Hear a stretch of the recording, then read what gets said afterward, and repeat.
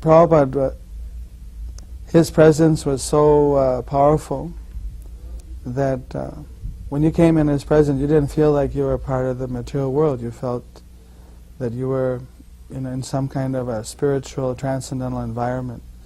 I didn't know about Vrindavan then, but now we'd say that Prabhupada actually was bringing Vrindavan with him.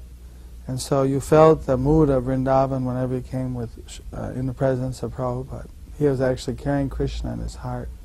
So I didn't understand that, but I felt that. Just being with Srila Prabhupada, I could feel the change. I could see that here was a genuine spiritual master that was actually practicing what he was preaching, or practicing what he was teaching. The other people that I visited, they had books and they had teachings, but then they didn't practice those things, where Prabhupada was. So all these things helped to build up my faith, but then Prabhupada was very merciful, and he immediately engaged me in service. He had me be an assistant to, at that time his secretary was Govinda Dasi, I think Gorsundar, I forget, I think it was Gorsundar, I'm not sure, I can't remember, I think.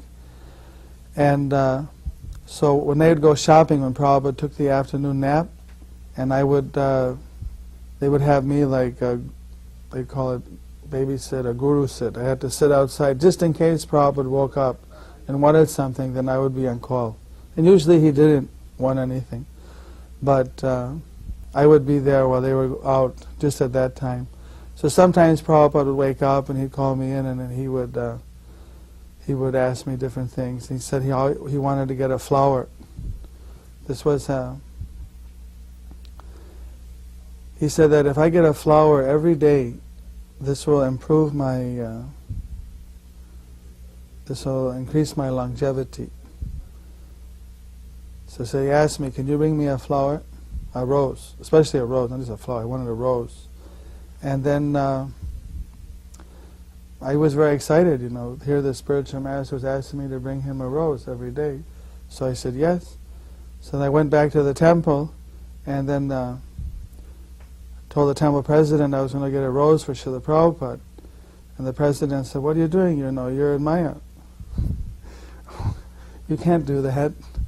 I said, why? Prabhupada told me to get him a rose. And I had phoned up, he heard me phone up a florist and order, I was going to go and pick up a rose. And he got really angry that, I shouldn't do that. But I thought he was like imposing himself, that I'll do everything else you say, but this one thing, Prabhupada asked me to bring him a rose. I want to bring him the rose. He got very angry and said I couldn't do that, I should do something else. So I became a little angry because he was yelling at me, and it was, so anyway, I kind of just left the temple with the vibrations ringing in my ear, and I was walking off. And I got to like a dead end where the road, it didn't go any further. And nearby I saw there was a florist shop. And that whole time I would just, I wasn't able to think. So I walked in the florist shop. I thought, well, I'll get a rose. And the person said, oh, here, I've been waiting for you. Here's the rose. Turned out it was the exact shop that I'd called. But I'd forgotten the address and everything. So then I went back and I saw Prabhupada and bowed down. I offered him the rose, and he took it. So thank you very much. One thing that really struck me is one of the first letters Srila Prabhupada ever sent me was when he was in India. And I had that tremendous desire to take care of him when he came back. For those 3 weeks had really changed my life. Spending 3 weeks with him after he got out of the hospital, I really wanted to continue serving him in that way. And so the whole 6 months he was in India, I was praying to Lord Jagannath every day that if he comes back, please let me be his servant. Please let me cook for him. Please let me clean his room. Let me do anything. Just let me be near him. Let me serve him and be near him. This was my very strong desire. And so I got a letter from him. And in the letter, the last statement was, I know your mind. Just, I know your mind. Also with that building in Detroit, when Prabhupada, this is Deva Siddham Mandir, when Prabhupada walked through, he had no money at the time, for this particular project. He had no money. And it was a gorgeous, gorgeous building. In fact, we didn't know what to do with it. There was a painting in the front lobby of all these naked women bathing. So all the sannyasis, they were all, everyone trying to be proper about things. Prabhupada looked at it, turned to the men and said, very nicely done. Then they came to where there was a big polar bear rug, the kind with the head and the teeth and everything. So Srila Prabhupada looked at it and very gingerly took his cane, put the tip of his cane in the mouth and lifted up and looked at the teeth. And very wide-eyed like a child, he turned to Jagadish Maharaj and said, they eat men? And Jagadish Maharaj said, sometimes, Srila Prabhupada. So Prabhupada put it down and made a wide berth as he walked around the rug, and it was just very sublime. Prabhupada said at one point, the man was asking, I think, $1,000,000 something, or close to $1 million. Prabhupada said, every room is worth $1 million. In fact, it was even designed, there were 3 arches. They used to have the ballroom dancing, and they had where the orchestra was. There was 2 small arches and a large arch, just like we do for Jagannath, Radhakrishna, and Gaura-Nitai. And even there were carved peacocks, there were lotuses, everything was carved, everything was designed. Prabhupada said, actually, this rich man, Krishna engaged him in building this building for us, and has simply been lying, waiting for us to come pick it up. So Prabhupada was had a vision for the building. So he walked through the whole thing, just like he could pull the money out of his bead bag. Just, price wasn't even an issue. Prabhupada was talking about this and that. So finally outside there's a sunken garden, and they were sitting in the grotto area there, nice sun, everything was very peaceful. And the man was a very greedy man. He was like a real money grubber guy. You could see the grease on his fingers, practically speaking. So when he sat down, and here was Srila Prabhupada, loved the building, and Prabhupada's sublime aristocratic nature, that Prabhupada could just write the check. So Prabhupada said, this building is perfect for our purposes. Every room is exquisite, it's exactly what we want. He said, very aristocratic building. So the man was like, could taste the money. And Prabhupada turned to him and said, but we are not aristocrats. He said, we are professional beggars. Therefore, you should give it to us. And I thought the man was going to have a cardiac arrest, at the point. He was like, ah.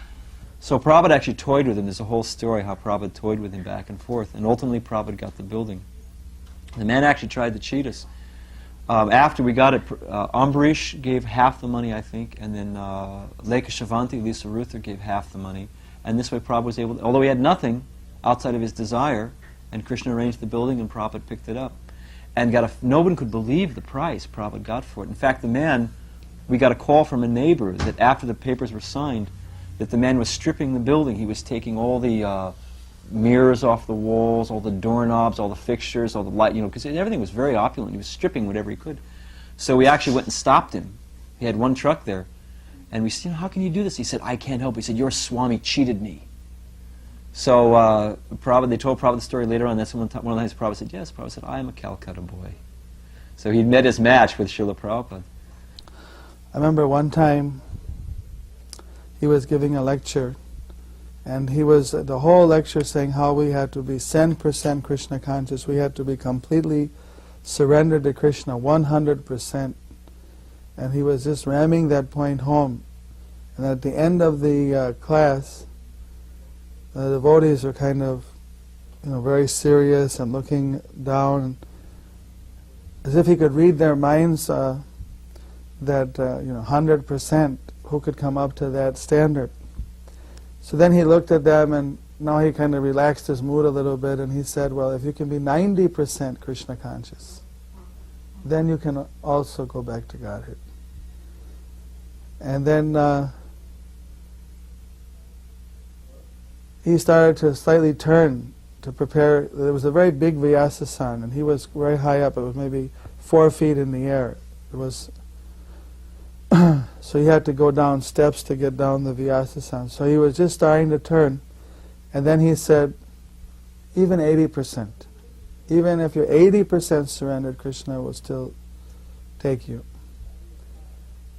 So then he turned, and he got down the Vyasasan, and he was walking away, and he has chadar, his robe the chadar was flowing with one hand, and then it was dragging on the ground, and he just kind of looked, stopped at the devotees, looked at the devotees, and then he said, even if you're 70% Krishna conscious, still Krishna will take you in it. He threw the chadar over his shoulder and walked off with his head very high in the air.